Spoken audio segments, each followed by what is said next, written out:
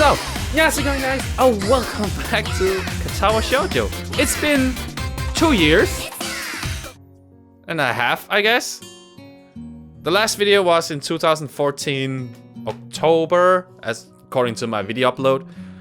So when I live streamed last week, people were asking for if I did more Katawa Shoujo, and also people have commented if I'm ever gonna continue this, and I always said like I want to, and at some point, and I never got to it. So I don't remember. Since it's been 2 years, I don't quite remember where I got to. Okay, I should look for the one that says October. This one, beginning of the end. That can't be right. Is that right?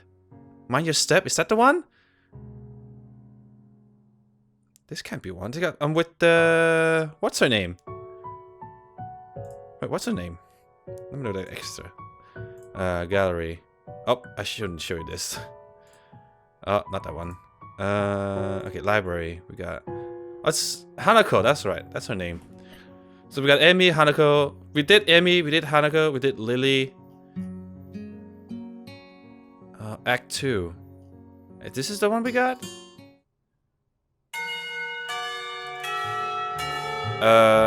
Skip mode.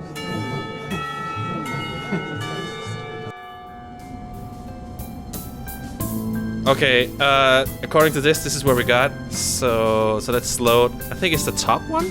Oh shit, where'd it go? The Bon Voyage? There we go, October. This is the one. This is the one I'm supposed to load. Okay, here we go. Well, we're back! Right here!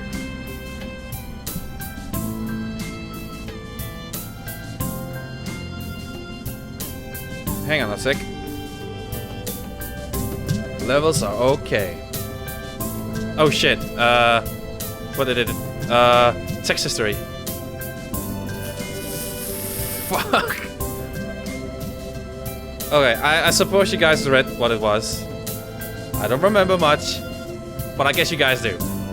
So, it isn't hard to spot Akira and Hideaki leaning against a fence while talking to pass the time. A large black travel bag, complete with wheels and travel handle, leans against the fence alongside them. Oh yeah, I can use my controller too, so I don't have to use the mouse. So I just whoop. Hideaki's the first to notice us, pointing us to Akira, who gives an over-enthusiastic wave. Hey, hey! I grab Lily's travel bag for her as we go to meet the two, leaning a nod of appreciation. I've got all my stuff here. You got yours? Plane ticket as well? Don't worry, I have everything. You? Yep, all ready to go. Not without some problems along the way, I might add. The snide remark has his head roughly dragged around by a very firmly clamped on hand. Yeah, I kind of sort of forgot it was my trousers. It was in my trousers pocket. Trousers that I put in the wash. Oh no. Don't worry, don't worry. Did you know you can print out tickets if you order online nowadays? It's really cool. Hideaki's pained expression says that it wasn't a solution found quickly. It could have been worse, I guess. Oh yeah, Lily's going somewhere, wasn't she? Was it America? No, England. I think. Might be wrong. We'd better start off then. Check-in would be ready by now. Yeah, you're right. There's a certain amount of wistfulness in both their voices. To say nothing of the people left behind. Meeting their family again after all these years would be a big for them. Lily! Hanako wraps Lily in a gentle hug to say goodbye. One which is warmly reciprocated. Lily and I share a brief hug afterwards, each of us saying our goodbyes. Besides us, Akira and Hideaki break off from a small hug and a word or two between them. It would probably look quite nice if it not for the almost comical height difference between the two. Lily takes a hold of her sister's arm once all that needs to be said in farewell is said. The two walking past the huge glass doors. Goodbye, Hisao. Hanako? See ya! Don't do anything stupid, shorty! We wave at them until they disappear from sight in the throng of people moving about inside. And then, we're alone. Well, that's that. I turn to see Hideaki already beginning to walk off. See ya. He throws a hand into the air in a manner I'd expect from Akira. In the end, it's just Hanako and I left standing outside. I rest my hand on her shoulder. She absent-mindedly gazes towards the front doors of the building, as if she might catch a glimpse of either of them before they disappear. Don't worry, the time will pass fast. She hesitates for a moment, but eventually nods. Oh, I'm really low. I should put down the camera, then you see my microphone and all.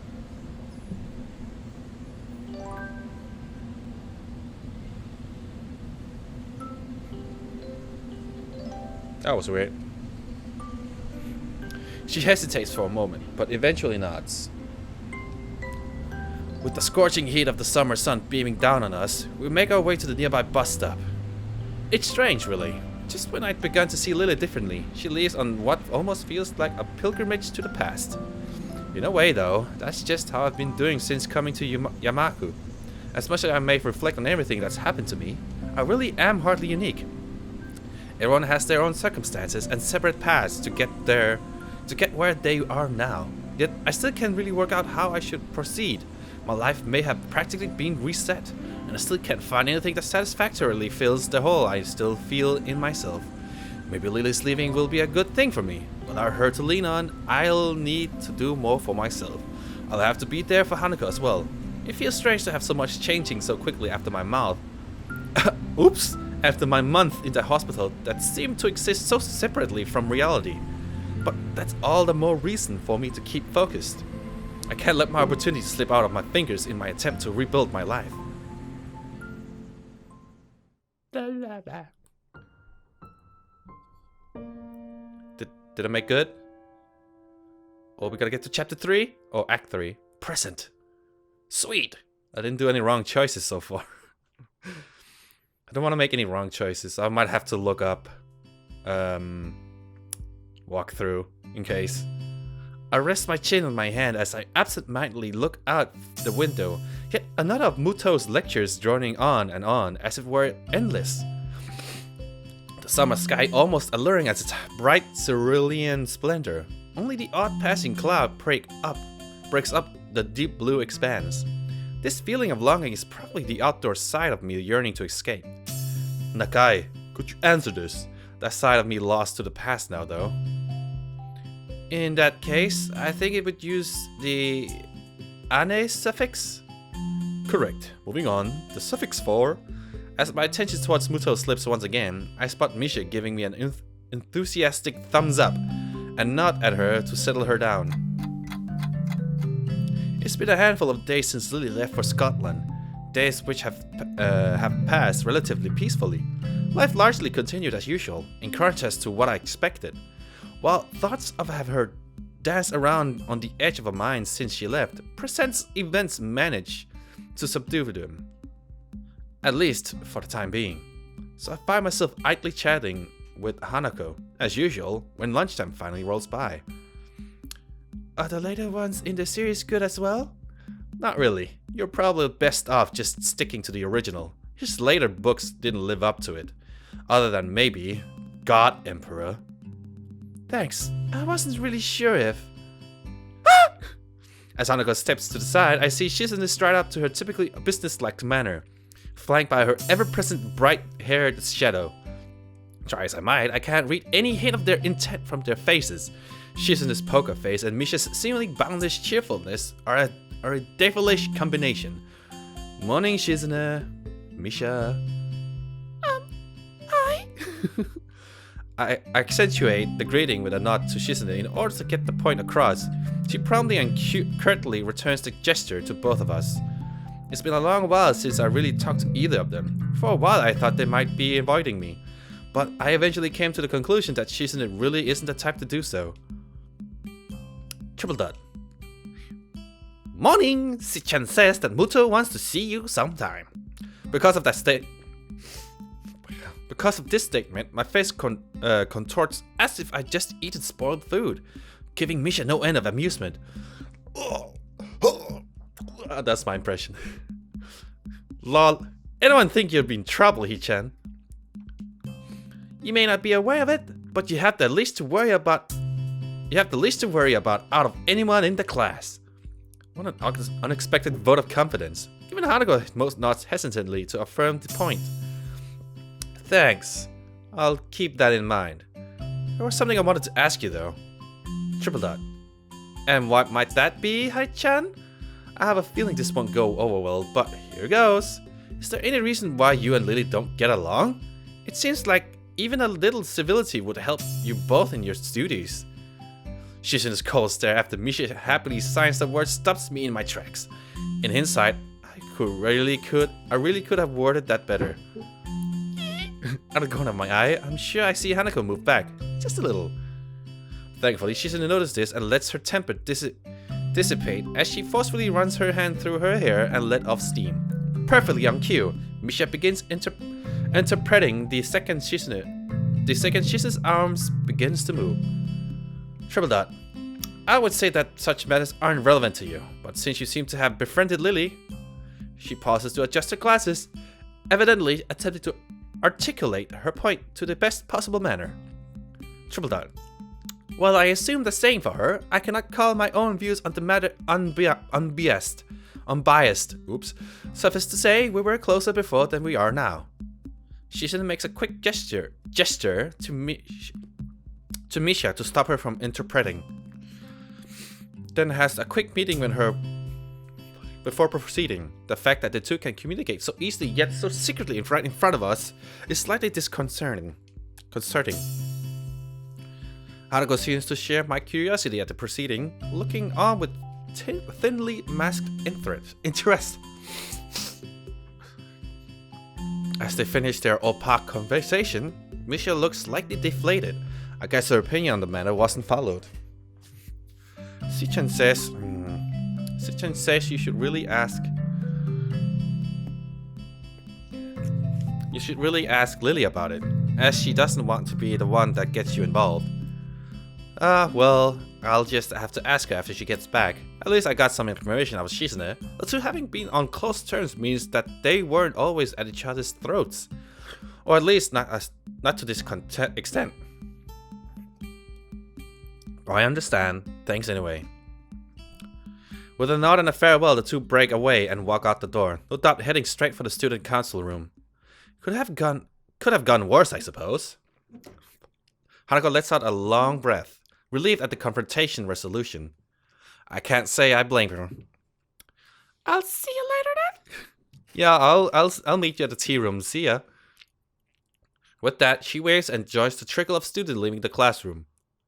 Nakai, could I speak for you for a moment? Delivered at his typical monotone manner, he apparently decided that I need a reminder to see him already.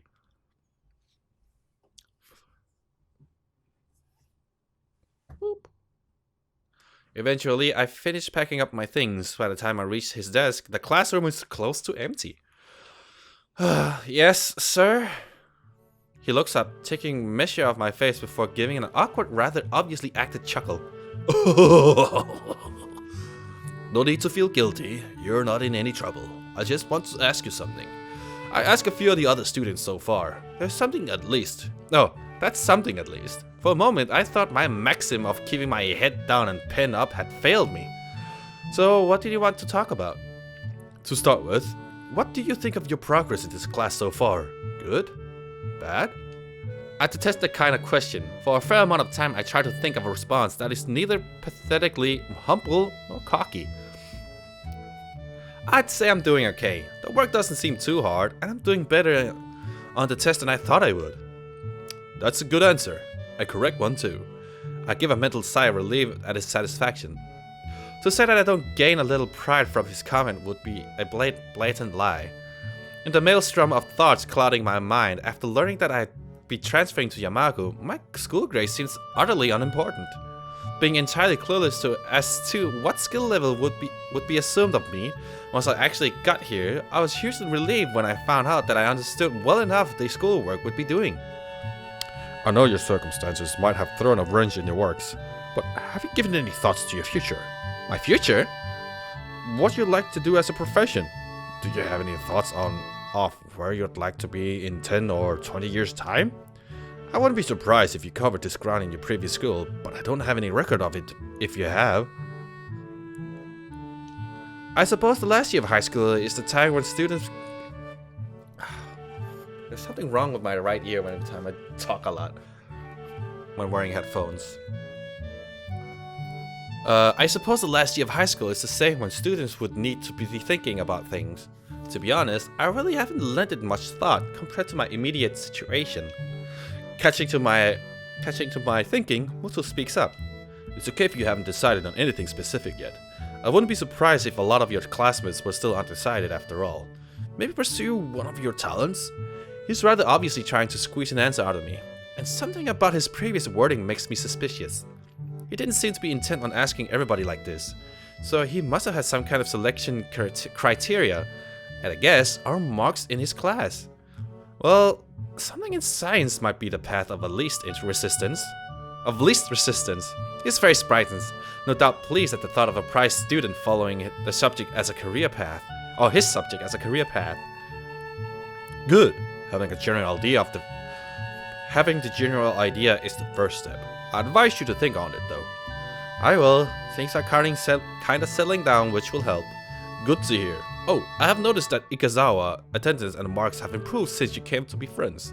I'd like to thank you for that. I'm surprised you noticed we knew each other. He gives a chuckle as awkward as his smile.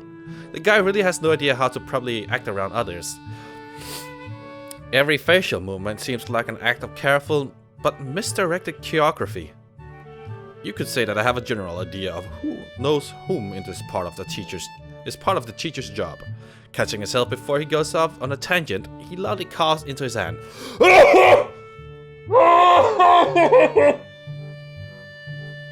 I'm sure you have things to do though, so I'll stop there. Please do think about where you're headed from here, as you don't have a long to go before you finish high school. I will, thanks. The brief talk ended. I take my leave. He goes back to fussing with the teaching materials on his desk. This is one of the times I'm envious of Lily, almost maddeningly so. To have one's future so clear and so assured, yet working towards it from such a young age. I had an idea so utterly... It's an idea so utterly irreconcilable with my own thoughts, mired at the present day, just as they've always been. Oh, intermission! Go get some snacks. Maybe some carbonated soda. Oh, we're back. Walking through the lobby to the cafeteria, I suddenly realized my daily routine have been completely thrown off. It had seemed like a normal day. I arrived in class before most due to waking early and having become quite adept at chucking down my pills without choking as I get ready for the day. But as the students trickled in, no one materialized. One ever materialized. Whoops. Hanako. I step inside, my eyes scanning the expanse of the cafeteria in search of the suitable place to take a seat. It's a task made more difficult by the groups of students moving about and busily talking. Gah! A hand pounds my back hard a couple of times, severely winding me. I couldn't care less about the culprit as I focused my thoughts on my chest in a near automatic reaction. My hand instinctively tightens on my breast. As I start going through the steps I rehearse in my mind every other day. Breathe steadily, in and out. With that measure of relief, I can slowly feel my chest becoming less tense. By the time I look back up, my face is covered in sweat from the experience. Oh, it's this guy. Kenji! Hey, man! Hey, man! Are you okay? God damn it! Don't do that, you idiot! He retreats back, an expression of unease written on his face. In hindsight, I probably shouldn't have barked at him, considering he had no way to know. I give a sigh and right myself with some difficulty. Sorry, I just have some chest problems. Sharp knocks aren't good. It seems strange to see him so upset. The fact that I can't do anything about it irritates me. Let's get lunch. Okay, it's good to have some company for once. I start off the serving line. One good thing is that Kenji and I can make small talk nowadays, as opposed to my only interaction with him being anti-feminist lectures. Seems like it'd be hard to find an empty table. There's a few people I wouldn't mind sitting with. Nobody's like you, though. I feel a shiver run through my spine. Clarify that one. They don't listen. Their minds are closed. It's the media, man. The goddamn brainwashing mainstream feminist fascist media. He takes a breath, and I savor this second of silence. Damn, they control everything. Everything but you and me. I relax a little while we grab our food and drink. So, what you got for me? Huh? Come on, you've been hanging around Sato and the other chick for ages now. Rumors are all over my class, and probably some of the others too. Eavesdropping isn't a good habit. Let me guess, you never do it. Not even when you're bored. Really? Well, fine. Point thinking. Take it. Both of us tried to have soup ladled in. Both of us stopped to have soup ladled into a couple of small bowls and placed into our trays. The concoction that lands into the bowl looks pretty questionable, but at least it smells reasonably good. As we take our seats at a miraculously free table, I try to think of something that would actually interest him at all. I hope I can come up with an acceptable topic. I found an answer to that question you asked a couple of weeks back. Where Lily's non-Japanese half comes from, that is. Good man. It's Russia, right? Totally Russia. Scotland. He visibly stopped in his tract. Scotland? Yeah, that was my reaction too. She can speak English fluently and everything. Damn it! Do you realize what this means? How terrifying this news is to me? I think he's hyperventilating, passing out a little before I could probably make him more relaxed than he normally is.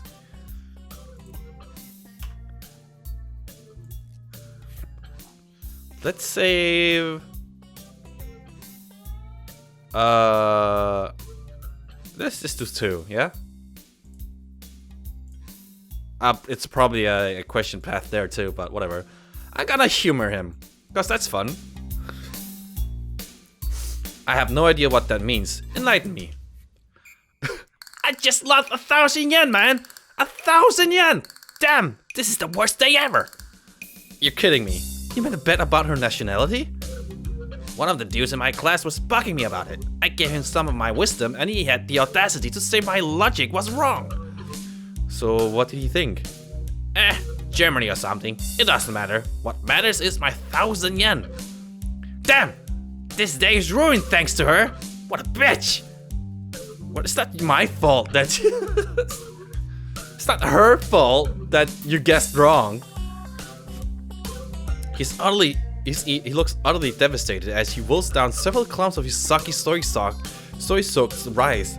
It only takes a few mouthfuls before he pokes his chopsticks at me, stabbing the air repeatedly in revelation. What?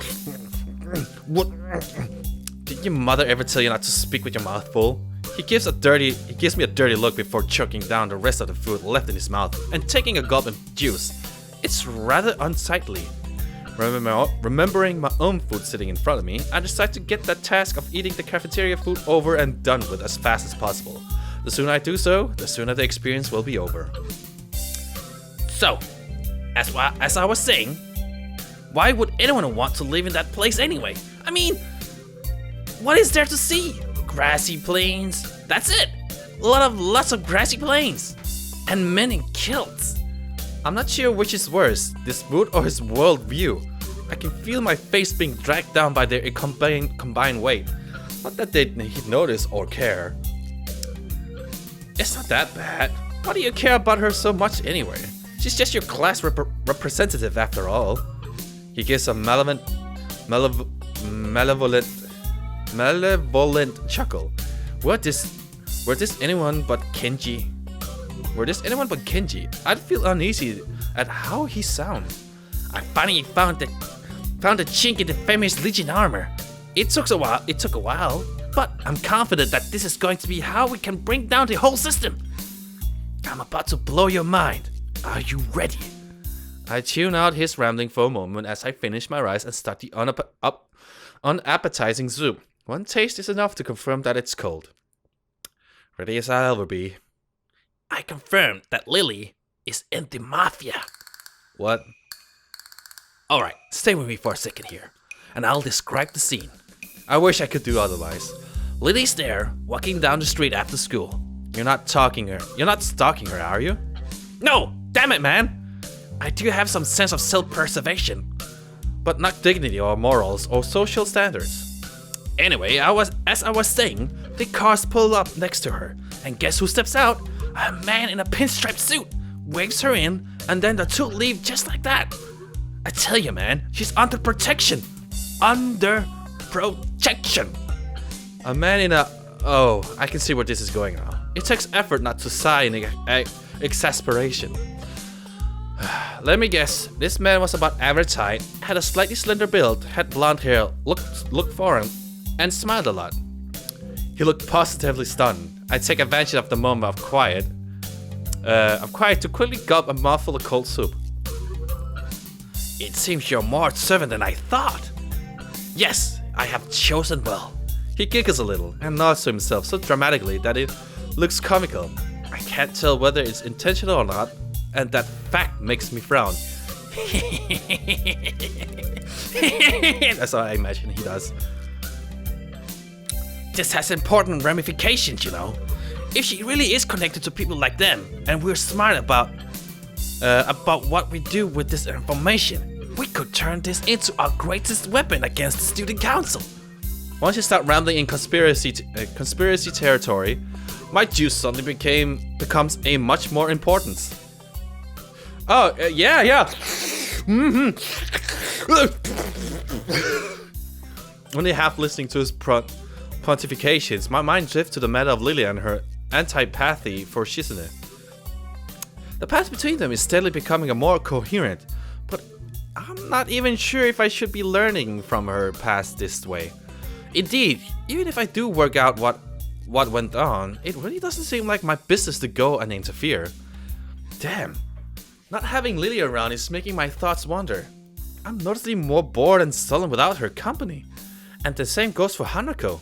All we do during lunch anymore is eat and play chess. Come to think of it, I need to go check on Hanako after school too. Considering her much improved attendance, I'm guessing she'd come down with something. Yeah man, she's sick. Oh, Nakai. I stop as I'm about to leave the classroom, turning on the ball of my heel to meet Muto. He's holding out me a couple of the worksheets we worked on during the day with his long, lanky arm. I don't know. Would you mind giving these to Kizawa? I'd normally ask one of the girls to do it, but I assume you'll be checking on her. For a moment, I briefly considered the possibility that being more than an innocent prediction. I quickly discard the idea, though, as it's hard to think of him acting in such a Machiavellian way. It's not his nature. Sure, no problem. Doopy. Walking up the hallway of the girls' dormitory, several ideas of why Hanako's been absent float around my head. The most obvious of them is just a simple cold. That said, she may not even be sick at all. It's almost a week since Lily left, and despite her at least appearing to be normal, I've suspected she's somewhat more insecure about it than she's letting on. Eventually, I come to Hanako's dormitory room. It's simple brown doors separating us. Her room's position next to Lily is extremely convenient, and probably a large contributor to their meeting in the first place. Grimacing slightly at the prospect of her being sick, I wrap my knuckle on the door. Silence. I listen intently for any sound of shuffling coming from inside, but I can't hear a thing. I knock on the door again, slightly harder. Still no answer. How strange. A door opens behind me. A freckled and somewhat scrawny underclassman I don't recognize comes out and is briefly taken off guard by my presence. Hi. Uh-oh, should I ask? I might as well. It's next door neighbor. Let's save again. 3. Actually, this may be rather a fortuitous meeting. Hey, excuse me, do you know if Hanako's come out of her room today or not? She doesn't seem to be answering. Ikezawa is Ikezawa. Her not answering the door is totally normal. The tall foreign girl is the only person she'll ever talk to after all. She gives a shrug before walking down the hallway, having a much more important matters to attend to than Hanako and I. Her dismissive attitude annoys me. Hanako must have a reputation as a hermit, a reputation that doesn't seem outright undeserved, at least at the time before we'd met. Scratching my head, I make one last attempt at getting Hanako to answer as I knock on the door one final time. Hanako, it's just me. Moto said to give you some stuff. For a while the attempt just seemed to be unsuccessful at the last. Just before I slip the sheets under her door though, I can hear the handle rattling. As the door opens halfway, I do my best to look Hanako over as quickly as possible. It's a task made somewhat more difficult by her oversized gown hiding so much of her body. She doesn't look sick, or at least not immediately so. To be honest, I have preferred that her expression right now. Hi Hanako. Muto wanted me to give you these since you weren't in the class today. I hold out these loose sheets, which is tentatively takes in her hands. The way she moves is weird, devoid of thought, as if she's some kind of mechanical automaton rather than a living being. Are you okay? If you're feeling sick or anything, I could get the nurse. It feels almost pitiful to put on such a routine, get well soon act. I can't think of anything else I could possibly do for her though. She seems to collect herself, a little at the notion, but only a little. I'm fine. Okay. An awkward silence follows eventually, ended her nodding solemnly in farewell and closing the door. The entire experience feels surreal. More than a little put off, I wander back to my room and hope that she'll be better by tomorrow, despite not knowing exactly what's wrong with her. Oh, more intermission? What is this? Oh, whoops, I skipped it. Once again, I find myself in front of Hanako's door after another of her unexplained absences from class. Triple dot. Nothing. Considering this is the second day in a row she's been like this, I'm starting to worry about her. Summoning my willpower, I decide to try one last way to get her to respond. Hanako, if you don't say anything, I'll go get the nurse for you. Go away! What? It's hard to tell whether her tone's one of depression, anger, or both. What in the world can I actually do to help her, if she doesn't even want help? The message is clear enough. I can't just leave her like this, though. Just sitting in her room for days on end, rubbing my temples in thought, I withdraw to my own room to think about how to proceed. Rationality is what's needed here, as an overreaction may just make matters worse. I dig around the drawer after drawer of my desk, looking for where I put that damn piece of paper. Before she left, Lily told me her number to call her on while she's in Scotland, and I wrote it down. Now that I need it though, that damn thing is... here. I probably should have just entered it directly into my cell phone. Come to think of it, without further ado, I enter the number and anxiously press the call button. The fact that the phone rings at all shows that I got the prefix for the call to Scotland right at least. I've never made an international call before, so that's some comfort. Eventually the phone picks up, a feminine voice I don't recognize on the other end. It's probably Lily's mother. Sato! English? English. Suddenly finding myself unprepared, I realize I can't understand a word she says. Either due to my limited vocabulary or her heavy accent. I should have anticipated this, since according to Lily, her mother is a native Scot. I soldier on the hope that she must know some Japanese, considering it's her daughter's native language. Moshi moshi, Hisao Nakai is speaking. Desu. An enthusiastic sound of realization can't be heard as she recognizes the language. My feeling of relief is immense. You must be one of Lily's friends from schools, correct? Some schools. School. Yeah, man, she went to many schools. Even so, her accent means I have to concentrate to work out what she's saying. Yes, that's right. Pleased to speak to you, Miss Sato. It's so nice of her to find someone so polite. Lily dear, it's for you. Her mother seems nice. It's a little over-enthusiastic given the mundane situation. There's a small silence as Lily takes her time getting to the phone. In the distance, I can just make out her mother scolding her playfully for just getting up. Hello? Hello, Lily speaking. You sound awful. She makes a sound somewhere between a dying animal and a yawn. The one thing I did remember to check before calling was the time zone. It'd be pretty late in the morning over there, so she really has no excuse. Not feeling well? Just tired. What time is it there? Late afternoon. School finished for the day not long ago. You're really not a morning person, are you? I don't need you making fun of it as well. It takes me a measure of restraint not to laugh at her pain growing. Poor girl. How are you doing over there then? Bar the morning? It's been enjoyable. After not meeting them for so long, I'm just having a meal together with my parents is nice. Ah, my ear is annoying me. Though the pool and the sheer size of the house might have something to do with that as well. Even if they're not in Japan, from the way it sounds, the family must be pretty wealthy to live in so luxuriously. Are things alright with you and Hanako?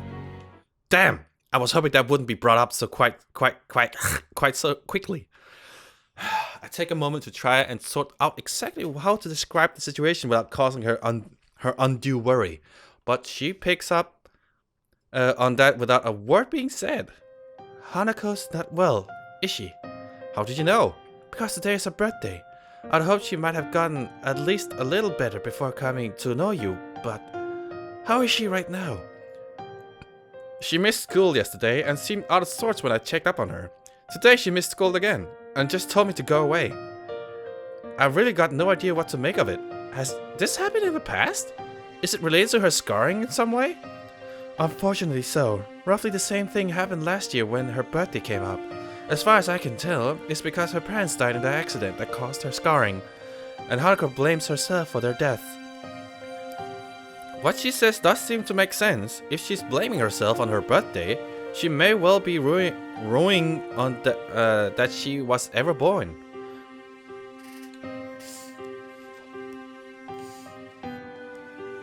Ugh. So the fact that Lily seems to be so dark about it, though, almost seems to the extent that I am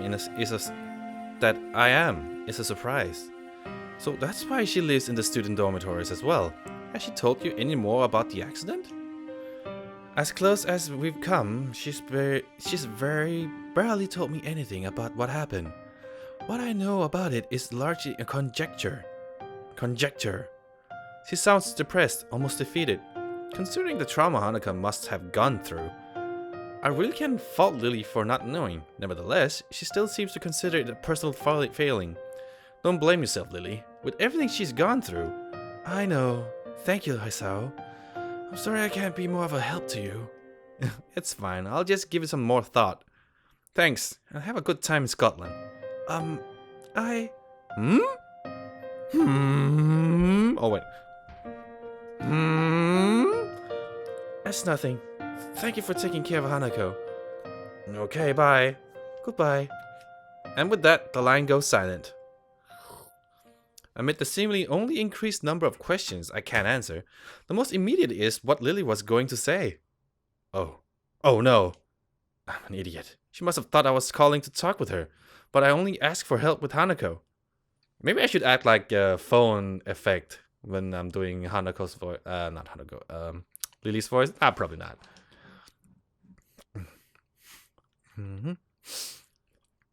Even more shameful that the thought is the fact that such an appraisal would be largely correct. Well, first things first. For now, I need to at least sort out Hanako and make sure she's actually eating okay. I hate when that happens with my ears. The occasional passing students give badly hidden glances at the plate of food I carry to the female dormitories. It's hardly a meal of to prepare.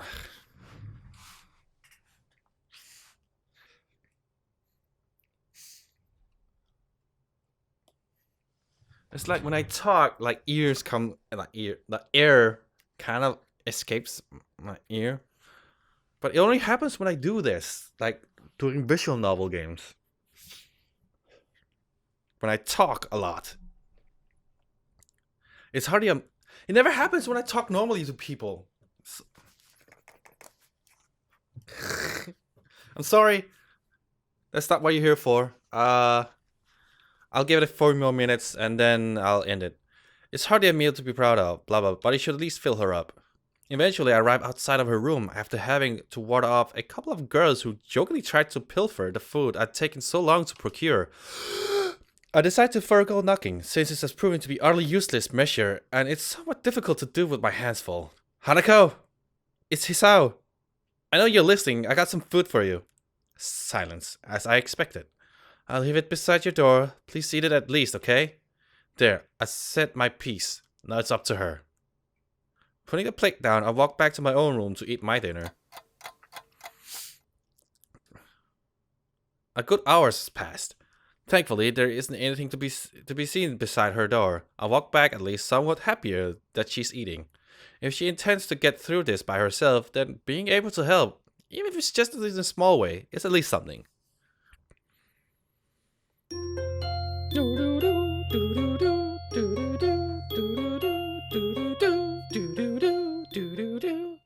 I think I've recorded enough, and my ear is annoying me, so I'm gonna end here. I hope my ear spasms haven't annoyed you. Shared library. Did I? Oh, I may have. Okay, I may have saved there, but whatever. Let's go save 3. Work successfully. So I'm gonna leave you guys with a high five.